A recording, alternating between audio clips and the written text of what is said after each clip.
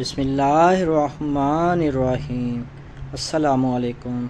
آنے والے تمام معزز ویورز کا میرے چینل پہ ویلکم ہے۔ Please like and subscribe. ہزاروں کروڑوں درود نبی پاک صلی اللہ علیہ وسلم اور ان کی آل پر۔ ثانیہ کربلا 10 محرم کو موجودہ عراق میں کربلا کے مقام پر پیش آیا۔ یزید کی بھیجی گئی افواج نے حضرت محمد صلی اللہ علیہ وسلم کے نواسے حضرت امام حسین رضی اللہ تعالیٰ عنہ اور ان کے اہل خانہ کو شہید کیا۔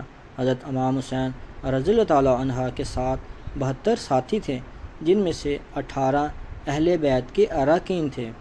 اس کے علاوہ خاندان نبوت صلی اللہ علیہ وسلم کی خواتین اور بچے بھی شامل تھے۔ واقعہ کربلا صرف تاریخ اسلام ہی نہیں بلکہ تاریخ عالم کا نادر اور عجیب و غریب واقعہ ہے۔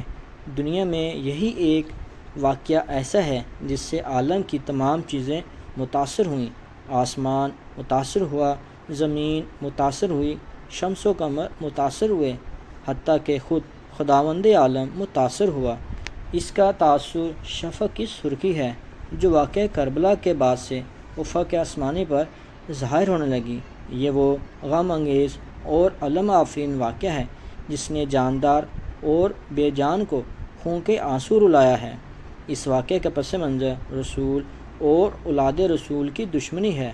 بدر و احد، خندق و خیبر میں قتل ہونے والے کفار کی اولاد نے ظاہری طور پر اسلام قبول کر کے اپنے آباء و اجداد کا بدلہ حضرت رسول کریم صلی اللہ علیہ وسلم اور حضرت امیر المومنین کی اولاد سے بدلہ لینے کے جذبات اسلامی کافروں کے دلوں میں عہد رسول ہی سے کروٹیں لے رہے تھے، لیکن عدم اقتدار کی وجہ سے کچھ بن نہ آتی تھی۔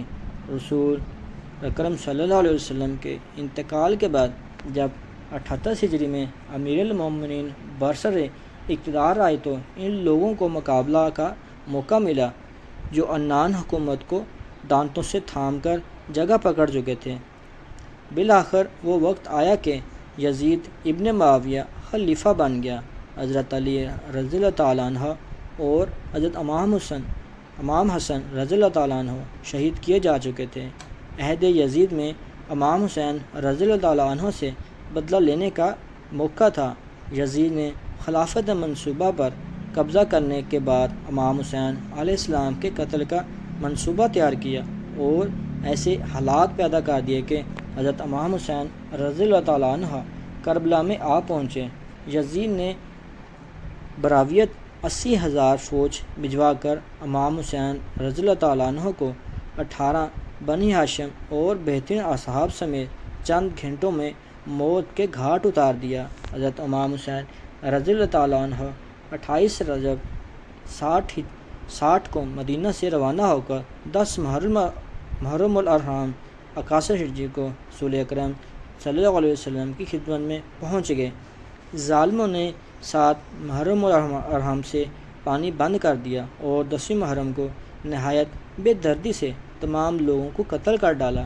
کربلا کا یہ واقعہ تاریخ اسلام کا بڑا افسوسناک حادثہ تھا۔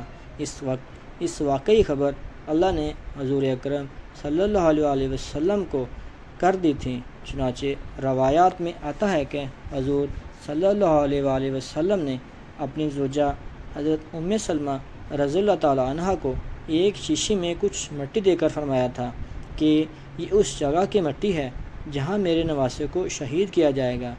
جب وہ شہید ہوگا تو مٹی خون کی طرح سرخ ہو جائے گی۔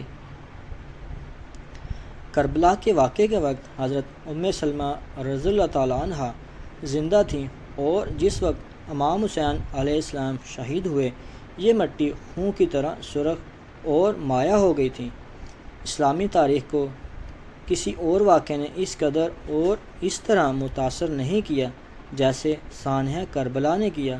ان حضور صلی اللہ علیہ وسلم اور خلفاء راشدین نے جو اسلامی حکومت قائم کی، اس کی بنیاد انسانی حاکمیت کی بجائے اللہ تعالیٰ کی حاکمیت کے اصول پر رکھی گئی تھی اور اس نظام کی روح شریعت میں پنہاں تھی۔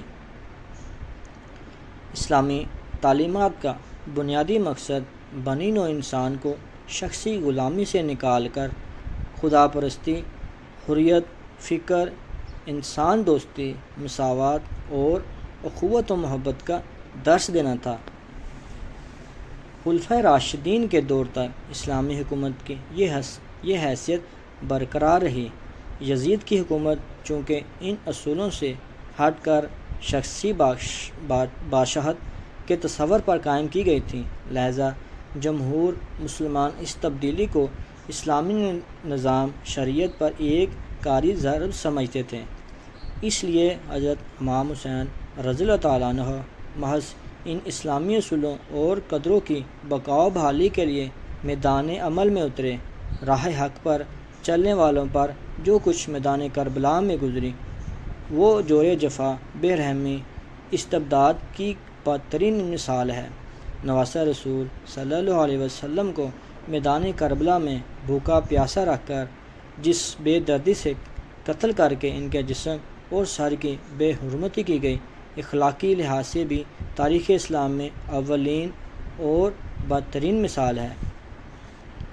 آپ کو بتاتا چلوں، یہاں یہ نکتہ قابل غور ہے کہ جب شخصی اور ذاتی مصالحہ ملی، اخلاقی اور مذہبی مصلحتوں پر حاوی ہو جاتے ہیں تو انسان درندگی کی بدترین مثالیں بھی پیش کرنے پر قادر ہے، اور ایسی مثالوں سے تو یورپ کی ساری تاریخ بھری پڑی ہے۔ سانحہ کربلا تاریخ اسلام کا ایک شاندار اور زرعی باب ہے۔ یزید کی نامزدگی اسلام کی نظام شریعت کی نفی تھی، لہذا امام حسین رضی اللہ تعالیٰ عنہ نے جس پامردی اور صبر سے کربلا کے میدان میں مصائب و مشکلات کو برداشت کیا، وہ حریت و جرأت اور صبر و استقلال کی لازوال داستان ہے۔ باطل کی قوتوں کے سامنے سرنگو نہ ہو کر آپ نے حق و انصاف کے اصولوں کی بالادستی، حریت فکر اور خدا کی حاکمیت کا پرچم بلند کر کے اسلامی روایات کی لاج رکھی۔ حضرت امام حسین علیہ السلام کا اصرار اور قربانی تاریخ اسلام کا ایک درخشندہ باب ہے، جو منزل شوق و محبت اور حریت پسندوں کے لیے ایک اعلیٰ ترین نمونہ ہے۔ سانحہ کربلا آزادی کی اس جد و جہد کا نقطہ آغاز ہے جو اسلامی اصولوں کی بقا اور احیاء کے لیے تاریخ اسلام میں پہلی بار شروع کی گئی تھی۔ اللہ تعالیٰ حضرت امام حسین اور جتنے بھی اصحاب شہید ہوئے، اللہ تعالیٰ ان کے درجات بلند فرمائے۔ اللہ تعالیٰ ہمیں ان کی تعلیمات پر عمل کرنے والا بنا دے۔ اللہ تعالیٰ ہمیں ان کے راستے پر چلنے والا بنا دے۔ اللہ تعالیٰ ہمیں کامیاب مسلمان بنا دے۔ آمین۔ جزاک اللہ۔